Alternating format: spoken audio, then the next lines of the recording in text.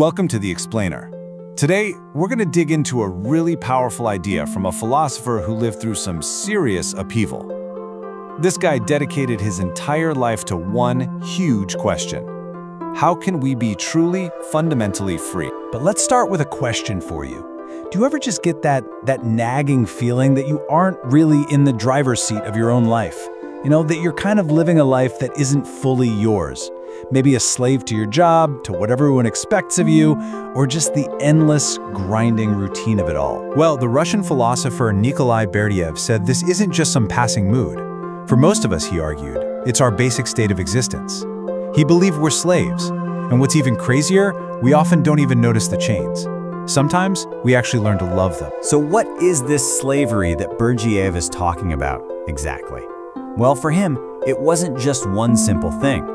It was more like a whole web of forces, all trapping the human spirit. And our guide here, Berdyayev, he wasn't some ivory tower academic just thinking this stuff up.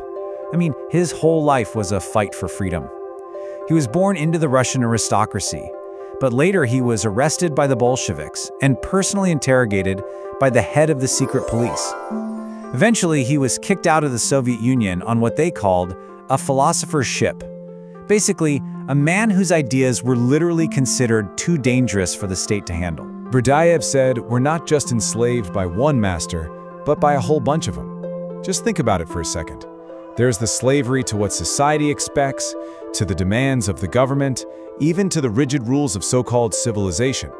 He even talked about being a slave to the cosmos, that feeling that we're just meaningless little specks.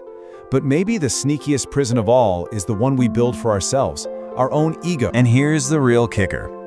According to Berdyayev, these prisons we're in, we usually build them ourselves. They're idols that we create and then start worshiping, totally forgetting that we were the ones who drew up the plans in the first place. And that brings up the most important question of all. If we built the prison, can we also find the key to get out? Berdyayev says yes, we can, and he gives us a kind of master key to unlock that prison door. It all comes down to understanding a really important distinction he makes about who we are. Okay, so first he says, let's look at the individual. This is the part of us that you can categorize, you can count, you can study with science. It's our biological self, a member of the human species. It's our social self, a citizen of a country, an employee at a company. It's basically our number in the crowd. To put it another way, from this viewpoint, the individual is just a cell. Yeah, a single little component in a much bigger social or biological organism, and it's defined completely by its function in that larger whole. But Berdyayev contrasts the individual with something totally different, the personality. And listen, this has nothing to do with being charming or the life of the party. For him, personality is our true, creative, spiritual core. See, while the individual is just a dependent part of some bigger thing, the personality is a unique universe all on its own. The individual is determined, a slave to its circumstances. The personality, it's independent. It's the very source of freedom. Honestly, this one idea is the absolute heart of his entire philosophy. And this quote, this is where Berdyayev asks us to make a really radical mental shift. We're always taught to think of ourselves as living inside society, right? Well, Berdyayev just flips that completely on its head. He says real freedom starts the moment we realize that society, the government, even the whole universe, it's just one part of the much bigger cosmos that's contained inside our own personality. Okay, so if living as an individual is basically slavery, then becoming a personality is our ticket to freedom. But what in the world does that actually mean? What is this personality that we're supposed to become? See, for Berdyayev, personality is not something you're just born with.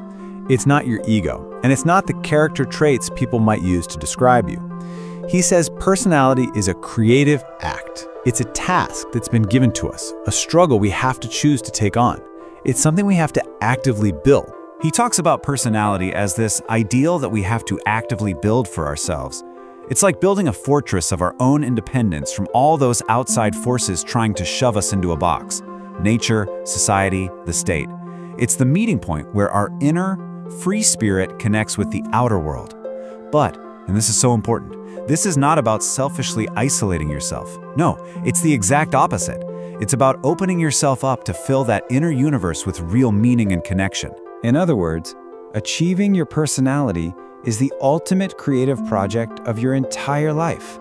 It's not about finding yourself, it's about making yourself through the active, spiritual work of becoming whole and free. All right, this brings us to the final and most crucial step. We know the goal now, become a personality. So, how do we actually do it? How do we win that freedom in our day-to-day lives? And here it is, maybe the single most important thing to take away from all this.